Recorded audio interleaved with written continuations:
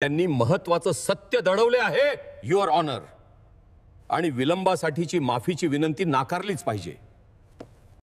एखादी गोष्ट आपल्याला माहित नव्हती असे न्यायालयाला सांगितले आणि त्यामुळे अपील दाखल करण्यास विलंब झालेला आहे, त्यामुळे विलंब माफ करावा व दाखल केलेले अपील किंवा रीट पिटिशन मंजूर करावे अशी विनंती केली जाते। परंतु प्रत्यक्षात जे जे निकाल झालेले आहेत ते सर्व माहीत असतात। निकाल माहीत आहेत ही गोष्ट लपवली जाते। अशाच एका प्रकरणामध्ये 12 वर्षाच्या विलंबाची माफी होऊन मिळावी म्हणून माननीय मुंबई उच्च न्यायालयामध्ये दाखल करण्यात आलेल्या याचिका माननीय मुंबई उच्च न्यायालयाने फेटाळलेली आहे। आणि एवढेच नव्हे तर त्याही पुढे जाऊन माननीय मुंबई उच्च न्यायालयाने रीट याचिकेचे महत्त्वपूर्ण गोष्टी लपवल्या व न्यायालयीन प्रक्रियेचा गैरवापर केल्याबद्दल याचिकाकर्त्याला 1 लाख रुपयाचा दंड सुद्धा ठोठावला आहे।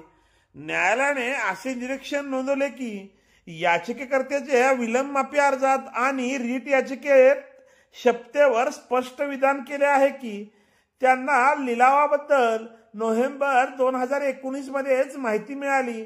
ही अनावधानाने केलेली चूक नव्हती तर रेकॉर्डच्या विरुद्ध जाणीवपूर्वक आणि जाणून बुजून केलेली विधाने होती। न्यायालयाने असे म्हटले आहे की जेव्हा एखाद्या याचिकाकर्ता 2015 मध्ये लिलावाची कबुली देणाऱ्या पत्रावर स्वाक्षरी करतो आणि तरीही न्यायालयासमोर असे म्हणतो की 2019 मध्ये पहिल्यांदा माहिती मिळाली होती, तेव्हा एकमेव निष्कर्ष असा आहे की जाणून बुजून खोटे विधान केले गेले आहे।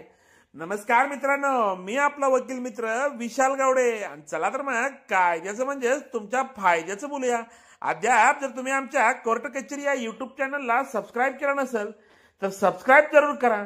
न्यायालयाने पुढे असेही म्हटले आहे की याचिकाकर्त्यांनी दिलेली स्पष्टीकरण की त्यांना 2020 मध्ये लिलावाची माहिती मिळाली हे ग्राह्य धरता येणार नाही आणि ते न्यायालयाची दिशाभूल करण्याचा जाणीवपूर्वक केलेला प्रयत्न असल्याचे दिसून येते।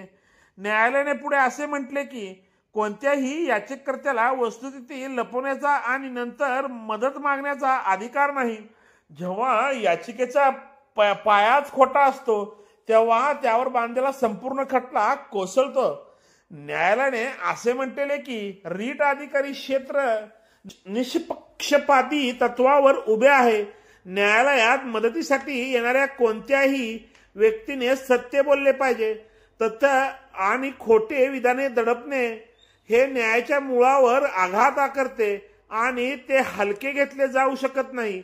रीट अधिकारी क्षेत्र विवेक अधिकाऱ्याचे आहे आणि समांतर आधारित आहे आणि ज्या क्षणी असे दिसून येते की एखाद्या पक्षाने तथ्य लपवले असेल किंवा खोटे विधान केले आहे तेव्हा रीट याचिकेचा आधार कोसळतो।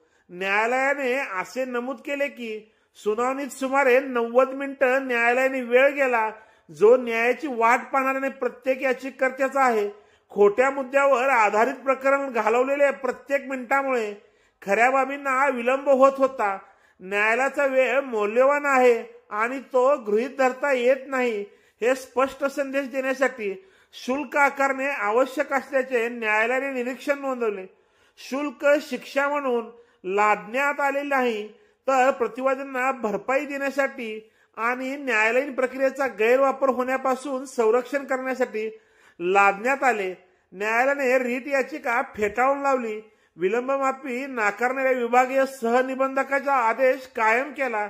शिवाय न्यायालयाने याचिकाकर्त्यांना 4 आठवड्याच्या आत महाराष्ट्र राज्य विधी सेवा प्राधिकरणाकडे 1 लाख रुपये खर्च जमा करण्याचे निर्देश दिले, अन्यथा ही रक्कम जमीन महसुलाची थकबाकी म्हणून वसूल केली जाईल। केसचे नाव आहे रामराव तुकाराम पाटील विरुद्ध महाराष्ट्र राज्य। निकालाची तारीख आहे 14/11/2025 रोजी निर्णय घेतला।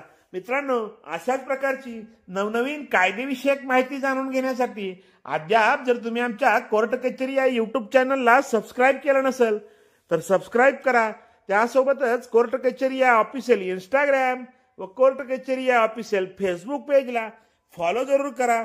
धन्यवाद।